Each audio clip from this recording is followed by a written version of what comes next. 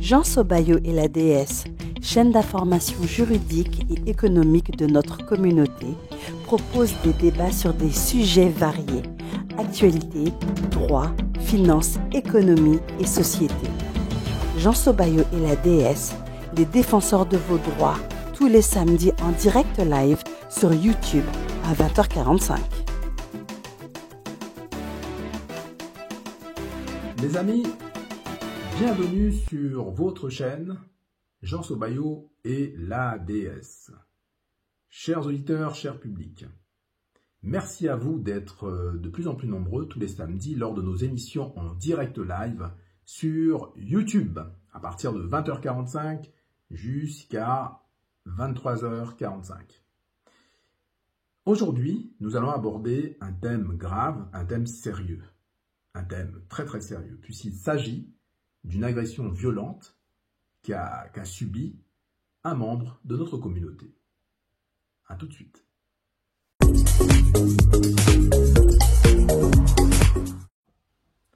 Alors, l'histoire est relativement simple, puisqu'il s'agit d'un travailleur d'origine africaine qui, dans le cadre de son activité professionnelle, s'est vu agresser violemment, roué de coups, et suivi par des insultes terriblement racistes de la part d'un jeune homme de 24 ans d'origine algérienne. Alors, évidemment, beaucoup de questions se posent. Sommes-nous en train d'assister à des tensions raciales?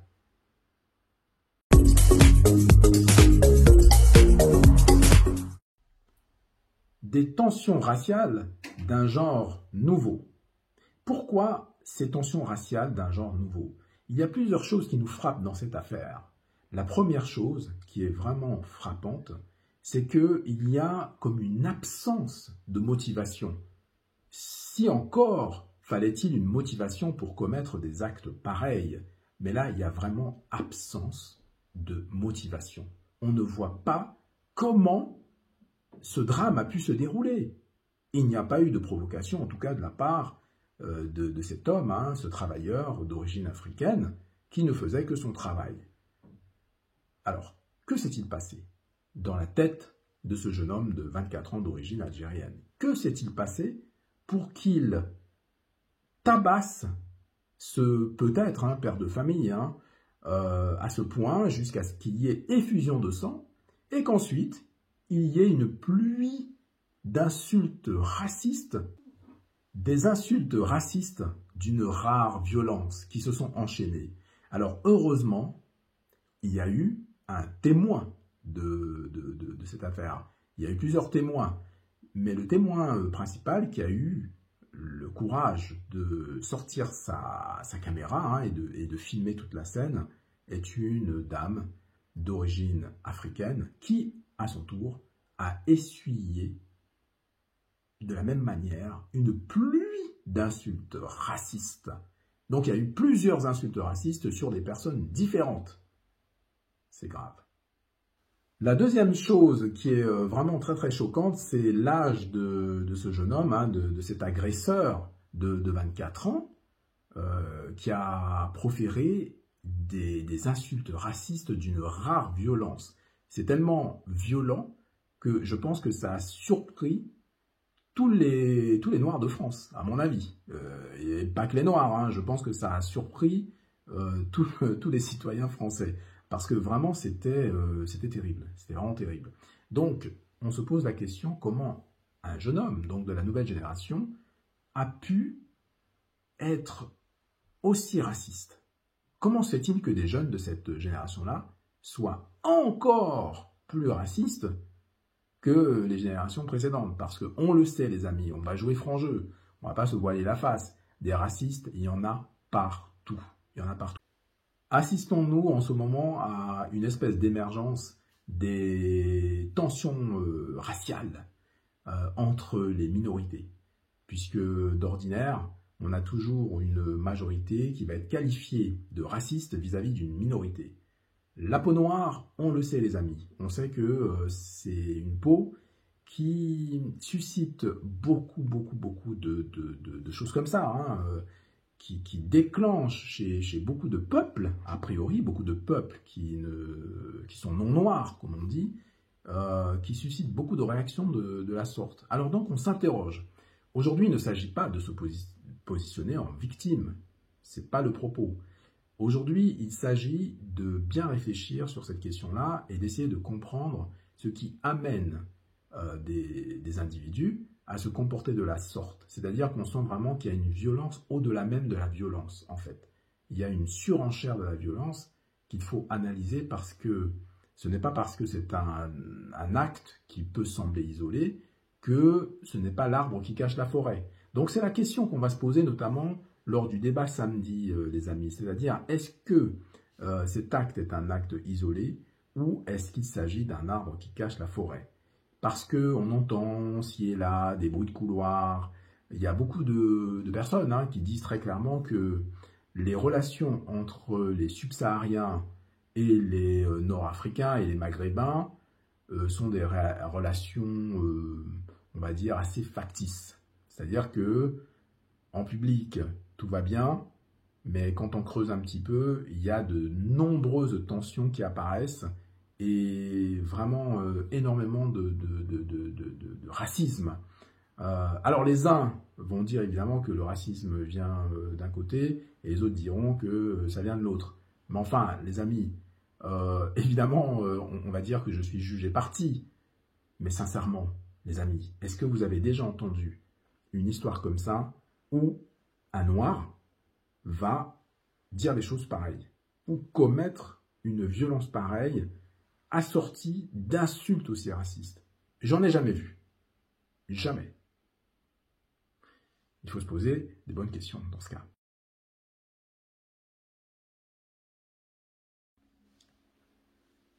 Les amis, chers auditeurs, chers publics, comment est-ce qu'on doit réagir quand on assiste à des drames pareils? Est-ce qu'il faut se dire que c'est un acte isolé ou est-ce qu'il faut commencer à s'interroger sur une éventuelle généralisation de ce type de phénomène et se demander si finalement ce n'est pas un acte isolé mais plutôt l'arbre qui cache la forêt?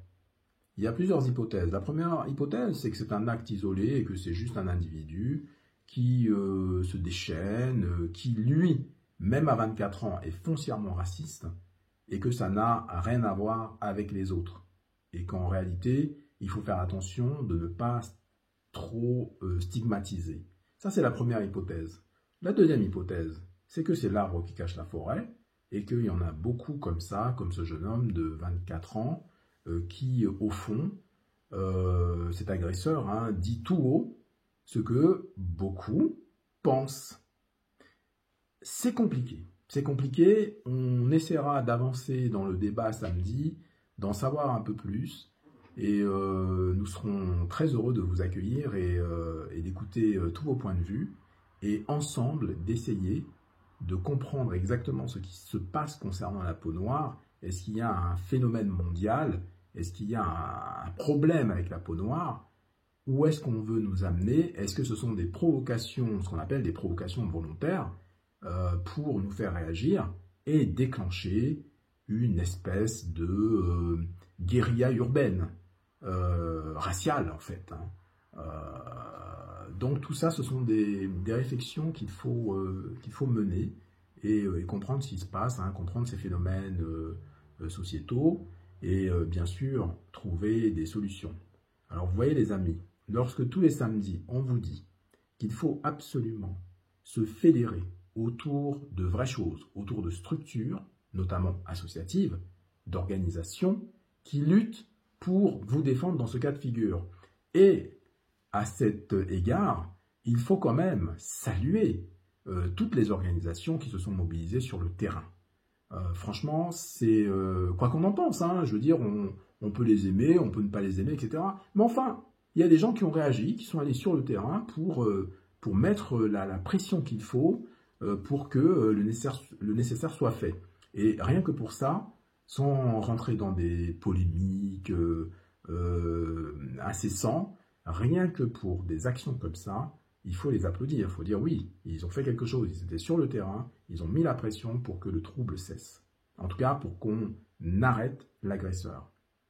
Et maintenant, les amis, nous allons évidemment observer de très près ce que les autorités vont faire, quelles vont être les décisions qui seront prises. Parce que c'est extrêmement grave. On est dans un cas de figure où non seulement on a une agression physique, on a quand même comment dire, un citoyen qui était clairement en danger. Il aurait pu perdre sa vie. Et en plus de ça, il se prend une seconde violence, voilà, avec des insultes racistes d'un genre un peu nouveau quand même, parce que cet agresseur de 24 ans est allé très très très très loin dans ses propos. Et évidemment, je comprends que toutes les familles noires, en fait, que ce soit les Africains, que ce soit les familles africaines, les familles antillaises, les familles caribéennes, tous les Noirs du monde qui ont suivi cette affaire doivent vraiment se poser des questions. Et voyez, les horreurs du passé sont toujours présentes. Et c'est ça qui est inquiétant. Et vraiment, l'âge de cet agresseur est très très très très choquant. On se demande si un jour, on va pouvoir réussir à vraiment vivre ensemble. Donc ça questionne sur bon nombre de choses. Ça questionne sur le multiculturalisme, ça questionne sur le vivre ensemble, ça questionne sur beaucoup de choses. Mais enfin, ne tirons pas vite les conclusions, attendons le temps d'analyser tout ça, le temps aussi qui nous permettra de comprendre un petit peu les motivations, si motivation il y a eu, hein, de cet individu, et d'en savoir un peu plus sur cette affaire.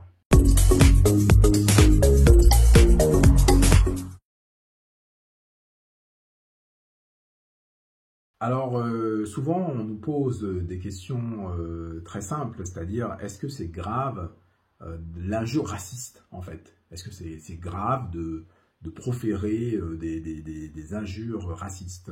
Alors, l'injure raciste, de notre point de vue à nous, n'est pas si sévèrement sanctionnée que ça.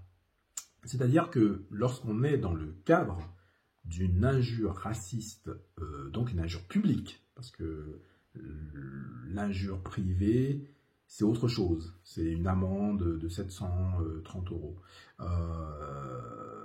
En revanche, lorsqu'il s'agit d'une injure publique, comme c'est le cas dans notre cas d'espèce, le prévenu, donc la personne qui a proféré ces injures-là, risque 6 mois de prison, 6 mois d'emprisonnement et 22 500 €.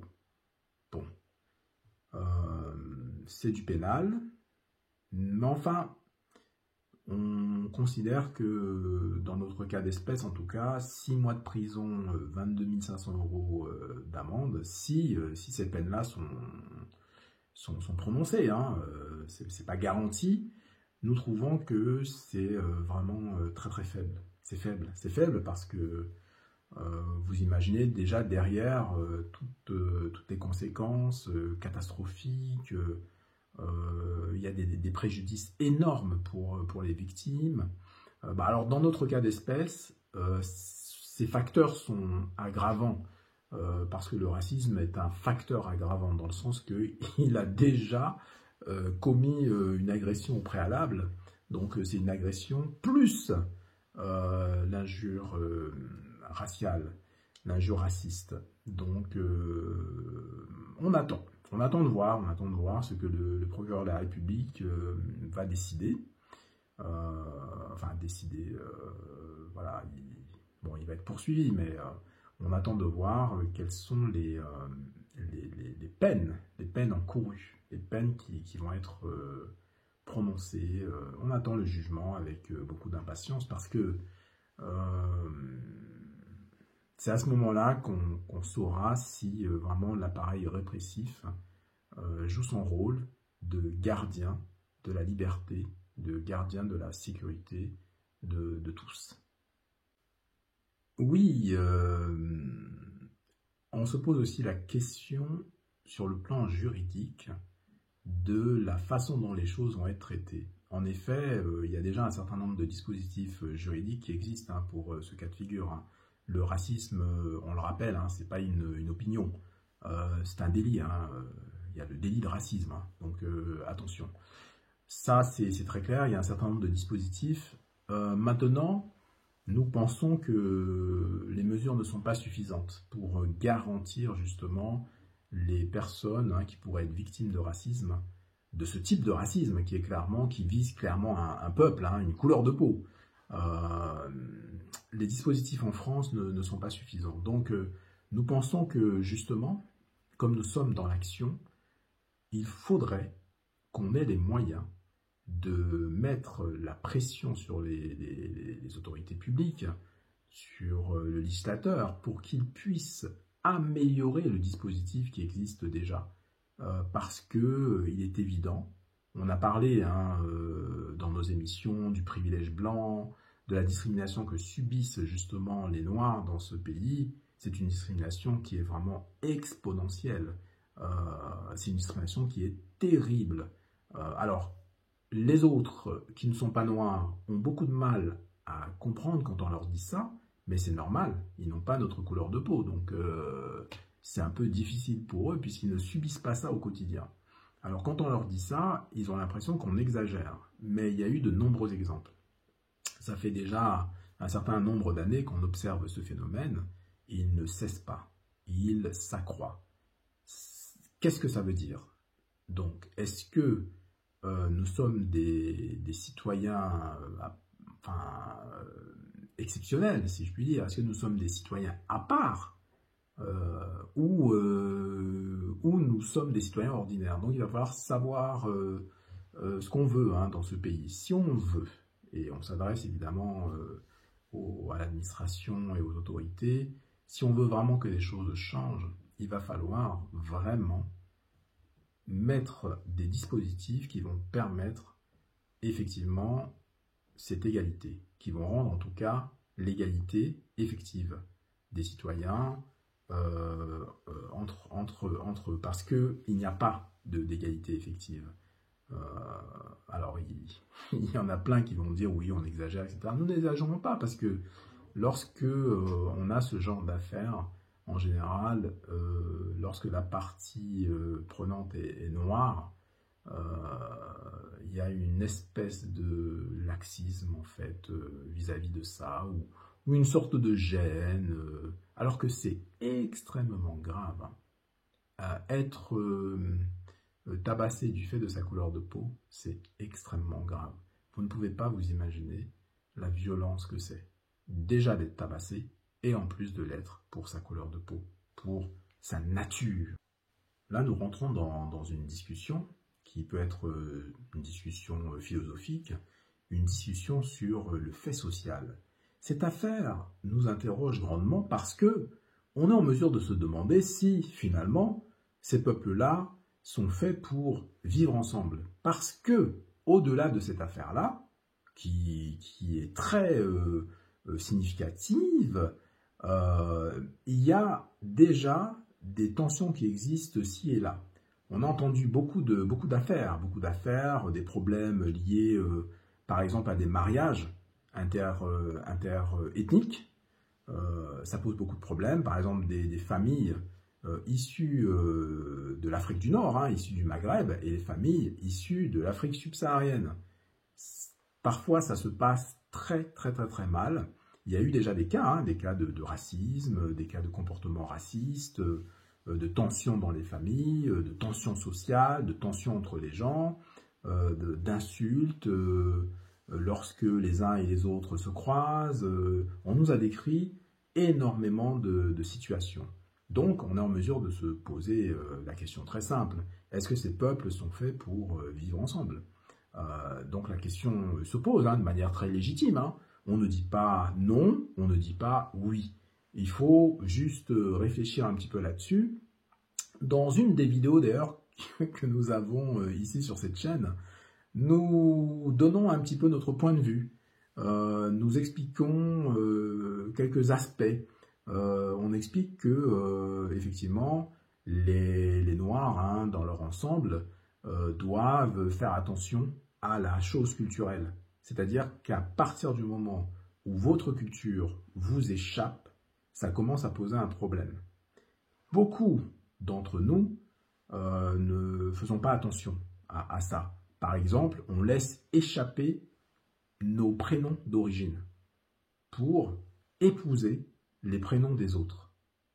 Je pense vraiment que c'est une grave erreur et que ça commence là, quelque part. Je vous parle de la vie moderne que nous menons, je ne vous parle pas du lointain passé, mais je trouve qu'aujourd'hui, avec toute la conscience que nous avons, justement, de notre passé, de notre histoire, il est vraiment important de ne plus laisser échapper le moindre détail culturel, la moindre, comment dirais-je, opportunité culturelle. Il faut être fier de ce que les anciens ont fait, en fait, de ce qui nous appartient. Il faut être fier de son héritage.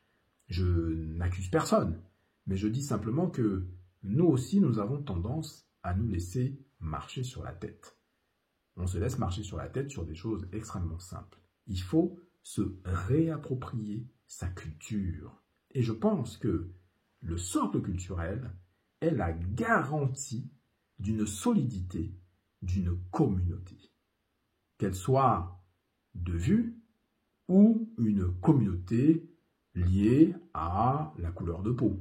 Puisque on avait vu lors de l'émission de samedi dernier toutes les définitions de la communauté. La communauté noire, par exemple, ce n'est pas un gros mot, puisque il existe des tonnes de communautés. On parle de communautés asiatiques, on pourrait même parler de communautés espagnoles, de communautés portugaises, etc.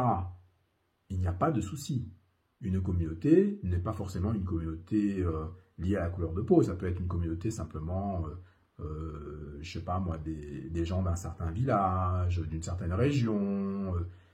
Bref, le mot communauté ne doit pas faire obstacle à la réalité que nous vivons tous les jours. Une réalité qui est très très difficile, les amis, cher public. C'est pas pour se victimiser. C'est une réalité qui a été décrite maintes fois dans nos émissions. Le privilège blanc, la discrimination parce qu'on a des cheveux crépus, des problèmes à l'embauche parce qu'avec la peau noire, on a réellement 20 fois moins de chances d'être embauché dans une entreprise. On a parlé aussi de certains concours avec des oraux. Voilà, les noirs, les étudiants, les apprenants noirs, ils réussissent quand il s'agit des écrits. Et comme par hasard, on a observé ce phénomène-là. Lorsqu'il y a des oraux derrière, ça pose un problème. Il y a vraiment beaucoup moins de personnes qui réussissent. Bon, ce sont des choses comme ça. On a parlé par exemple du taux appliqué lors des crédits bancaires. Il y a eu un scandale où, parce qu'on était noir, on avait un taux qui était plus élevé. Vous voyez, ce sont des éléments concrets qui montrent qu'il y a un vrai problème structurel dans la société. Et nier cela, c'est vraiment ne pas faire avancer la société. Il y a un vrai problème structurel dans la société concernant la peau noire, concernant les noirs en général. Il ne faut pas avoir honte de le dire, il faut le dire en toute transparence, en toute tranquillité, et faire en sorte que cela change. Ça passe évidemment par un développement individuel, ça passe par un développement individuel dans un cadre collectif. C'est-à-dire qu'il faut se fédérer, les amis. Vous voyez ce qui s'est passé dans le cas d'espèce, dans le cas de cet homme africain qui a été si brutalement violenté. Il y a eu une mobilisation directement de certains acteurs sociaux qui se sont mobilisés, de certaines organisations de la communauté qui se sont mobilisées et qui sont intervenues sur le terrain. Qu'on les apprécie ou non, rien que pour cette action-là, ils méritent des applaudissements. Ils méritent qu'on les félicite parce qu'ils ont pris leurs responsabilités. Et vous voyez, c'est comme ça qu'il faut faire. Toujours dans un calme, dans un calme.